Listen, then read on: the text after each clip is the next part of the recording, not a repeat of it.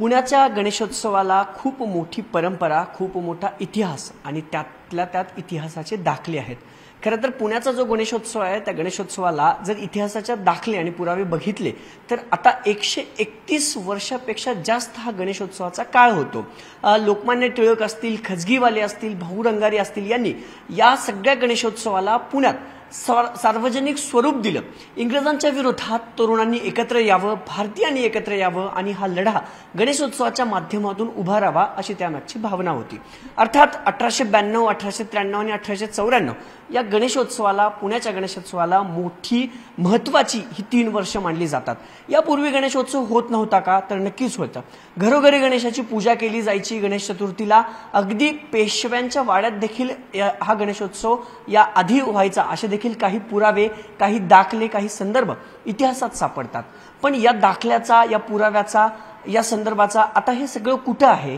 तर मी आत्ता ना पुण्यातल्या केसरी वाड्यात असणाऱ्या लोकमान्य टिळकांचं जे संग्रहालय आहे, जिथे टिळकांचे अनेक पुरावे, टिळकांच्या अनेक जुन्या फोटो, अनेक जुने पुस्तकं लोकमान्य टिळकांची ठेवलेली आहेत, त्या संग्रहालयात आलो आहे। या संग्रहालयाचं आणि गणेशोत्सवाचं जुनं नातं आहे। कारण पुण्याचा गणेशोत्सव 1894 साली विंचुरकर वाड्यातनं लोकमान्य टिळकांनी त्याला सार्वजनिक स्वरूप दिलं। असे काही पुरावे, असे काही दाखले याच संग्रहालयात जतन करून ठेवलेले आहेत। खरं तर 1892 साली जे खाजगीवाले आहेत ते ग्वाल्हेरला गेले। त्यानंतर 1892 साली त्यांनी ग्वाल्हेरच्या दरबारामध्ये, जो राज दरबार ग्वाल्हेरचा होता, तिथं हा सगळा गणेशोत्सव पाहिला त्यांनी। त्यानंतर 1893 साली ते पुण्यात आले आणि ग्वाल्हेरमध्ये जो गणेशोत्सव होतो तसाच गणेशोत्सव आपल्या या पुण्यनगरीमध्ये व्हावा अशी त्यांची इच्छा होती।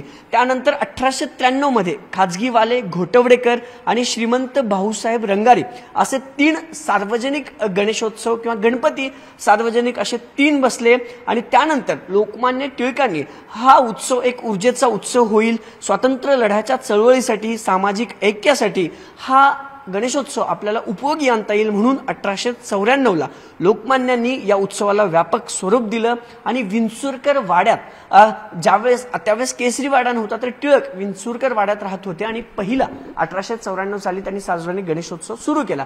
हा सगळा इतिहास, ही सगळी दाखले आहेत। पण ह्या ज्या फोटो तुम्ही पाहताय ना, टिळकांनी त्याच वेळी या गणेशोत्सवाची सुरुवात कशी केली, सभा कशा गेल्या, खरं तर गणेशोत्सवानिमित्त चाळीत ज्या सभा घेतल्या जायच्या त्याचे देखील दाखले आज या संग्रहालयात आहेत। आता या सभा का घेतल्या जायच्या तर या सभेतून आपल्या तरुणांना खरं तर मार्गदर्शन मिळावं, इंग्रजांच्या विरोधात चळवळ जी सुरू होती ते गणेशोत्सवातून व्यापक स्वरूप यावं। 1894 ला जे विंचुरकर वाड्यात गणेशोत्सव सुरू झाला त्याही वेळेस एक दाखला आपल्याला इथं सापडतो। हा जो गणेशोत्सव आहे 1906 मध्ये विंचुरकर वाडा आणि केसरी वाडा हे सगळे सार्वजनिक गणेशोत्सव झाले। त्यानंतरच्या काही वर्षांनी हे सगळी मंडळं आली। खरं तर सुरुवातीला एवढी मंडळं पुण्यात होती का? तर अर्थात नव्हती। पहिल्या वर्षी 1893 मध्ये केवळ 3 खाजगीवाले, घोटवडेकर आणि भाऊ रंगारी एवढेच 3 मंडळ पहिल्या वर्षी बसले आणि नंतर 94 साली हा सगळा गणेशोत्सव सार्वजनिक स्वरूप देण्यात आला। आता हे दाखले कुठे आहेत तर मी तुम्हाला तेही सांगणार आहे। खरं तर गणेशोत्सवाला ज्यावेळेस 100 वर्ष पूर्ण झाली होती ना, त्यानंतर एक पुस्तक प्रकाशित करण्यात आलं होतं, पुण्यातल्या गणेशोत्सवाची 100री। ते पुस्तक याच टिळक वाड्यात असणाऱ्या स्मारकात, जिथं संग्रहालय आहे लोकमान्य टिळकांचं, तिथं सापडतं आणि त्यामध्ये हे सगळे दाखले जे आहेत ते अजून देखील पाहायला मिळतात। आता पुण्याचे मानाचे गणपती, पुण्याची गणेश विसर्जन मिरवणूक, हे सगळं जी दाखले आहेत ना ती याच पुस्तकात खरं तर देण्यात आलेली आहेत। आता हे पुस्तक जे आहे ते 100 वर्ष म्हणजे 1993-94 ला या पुस्तकाचं प्रकाशन झालं आणि याच पुस्तकात ना काही ऐतिहासिक दाखले देखील आपल्याला आढळतात, ज्यामुळं आपण म्हणू शकतो की 1893 साली पहिले 3 गणपती बसले आणि त्यानंतर 1894 साली सार्वजनिक गणेशोत्सवाला सुरुवात झाली 1893 आणि 1894 मध्ये। यामध्ये स्पष्ट उल्लेख जो आहे तो करण्यात आलेला आहे। पुण्यात खाजगी रीतीने चालू असलेल्या या उत्सवास सार्वजनिक स्वरूप जे आलं ते नानासाहेब खाजगीवाले यांनी दिलं। पहिल्या वर्षी म्हणजे 1893 साली घोटवडेकर, खाजगीवाले आणि भाऊ रंगारी असे 3 उत्सव सुरुवात झाली। त्यावेळी गणेश मूर्ती रस्त्यातून मिरवीत म्हणजे 1893 मध्ये देखील पुण्यात गणेश विसर्जन मिरवणूक निघाली होती। त्यावेळी गणेश मूर्ती रस्त्यावरून जाताना लोकमान्य टिळक त्यावेळी विंचुरकरांच्या वाड्यात राहत होते। दुसऱ्या वर्षी म्हणजे 1894 साली त्यांनी सार्वजनिक गणपती बसवल्या। पुढे गायकवाड वाडा घेतल्यानंतर गायकवाड वाड्यात गणेशोत्सव सुरू झाला। पूर्वीच्या पद्धतीप्रमाणे कसब्याच्या गणपतीला पहिला मान। आता अनेक जण म्हणतात की मानाचे गणपती का, तर त्याचं देखील यांनी ह्या पुस्तकात खरं तर उल्लेख आहे। कसबा हा पुण्याचं ग्रामदैवत मानला जातो। कसबा गणपती मासाहेब जिजाऊंनी त्या गणरायाची स्थापना केली म्हणून त्याला पुण्याचं ग्रामदैवत मानलं जातं आणि म्हणून त्याला पहिला मान देण्यात आला असे उल्लेख या पुस्तकात किंवा या आधीच्या बऱ्याचशा पुस्तकात, गणेशोत्सवाला 60 वर्ष पूर्ण झाली त्याही पुस्तकात असेच पुरावे सापडतात। मग पहिला कसबा झाला, त्यानंतर दुसरा जो गणपती झाला ना तो झाला तांबडी जोगेश्वरी, कारण पुण्याचं ग्रामदेवी म्हणून त्या गणपतीला ओळखलं जातं। आणि त्यानंतर तिसरा गुरुजी तालीम, तर त्याचा देखील पुरावे काही इतिहासात असे सापडतात की 1892च्या आधी देखील गुरुजी तालीम जी मंडळ होतं किंवा जी तालीम पैलवानांची भरली जायची तिथं आधीपासून गणेश चतुर्थी साजरी केली जायची, म्हणून गुरुजी तालीमला तिसरा मान मिळाला।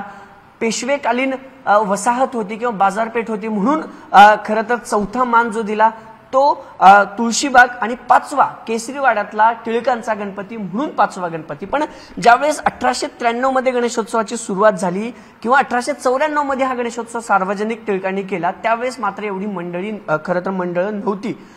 काही मोजक्या मंडळींनी सोबतीला टिळकांसोबत येऊन नंतर हा गणेशोत्सव सुरू झाला। त्यानंतर एक दाखला इथं असं देखील सापडतो की भाऊ रंगारींच्या वाड्यात खरं तर बैठक जी झाली होती त्या बैठकीमध्ये इथं लिहिलेलं आहे 1893च्या श्रावण महिन्याच्या अखेरीच्या सुमाराला म्हणजे गणेशोत्सवाच्या आधी एक बैठक जी आहे ती भाऊ रंगारी यांच्या वाड्यात झाली। त्या बैठकीला लोकमान्य टिळक हजर नव्हते असं या पुस्तकात सांगितलं, पण टिळकांनी इथून जे आहे ते अनेक लोक जे आहे ते टिळकांना भेटले किंवा टिळकांनी पुन्हा विचार केला की खरंच याला स्वरूप आलं पाहिजे। तर असे देखील दाखले आहेत गणेशोत्सवात।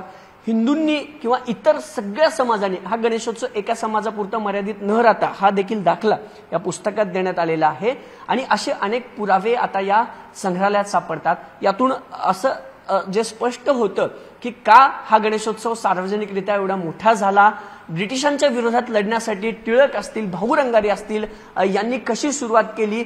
आता जर बघितलं तर 1893 मध्ये सुरुवातीला जे 3 नावं मी तुम्हाला सांगितली, खाजगीवाले, घोटवडेकर आणि भाऊ रंगारी, त्यापैकी भाऊ रंगारी गणेशोत्सव अजून देखील साजरा होतो, पण हे जे 2 वाड्यातले गणपती होते ज्यांनी 1893 मध्ये खाजगीवाले असतील किंवा घोटवडेकर असतील ती गणेश मंडळ आपल्याला दिसत नाहीत। आता हे सगळे दाखले, हे सगळे पुरावे या 100 वर्ष ज्यावेळेस गणेशोत्सवाला झाली होती त्या पुस्तकात आहेत आणि असे दाखले पुरावे या संग्रहालयात अजून देखील जतन केलेले आहेत।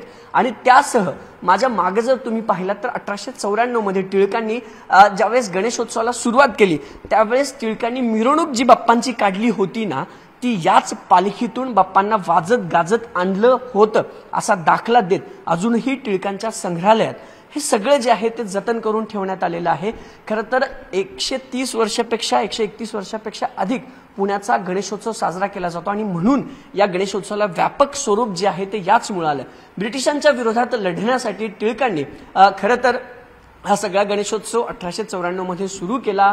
त्याआधी खाजगीवाले 1892 मध्ये ग्वालियरला गेले, तिथलं तामझाम बघितला, तिथला गणेशोत्सव बघितला, पण त्याही आधी काही दाखले असे देखील सांगतात की त्याही आधी गणेशोत्सव जो आहे तो साजरा जो आहे तो केला जातो, पण सार्वजनिक व्यापक स्वरूप जे 1894 मध्ये आलं आणि त्याचेच दाखले दाखवण्यासाठी किंवा या टिळकांच्या संग्रहालयात अजूनही काही गोष्टी ज्या जतन करून ठेवल्यात, ज्या फोटो असतील काही गणेशोत्सवात काढलेल्या किंवा जी पालखी असेल, हे सगळं दाखवण्याचा न्यूज 18चा हा प्रयत्न होता। आणि त्याचमुळं या पुण्याच्या गणेशोत्सवाला ऐतिहासिक पारंपरिक जी नाळ या गणेशोत्सवाशी जोडलेली आहे त्याचे पुरावे आजही जतन करून ठेवलेले आहेत। कॅमेरा पर्सन सचिन हंचाटेसह अभिजित पोते, न्यूज 18 लोकमत, पुणे।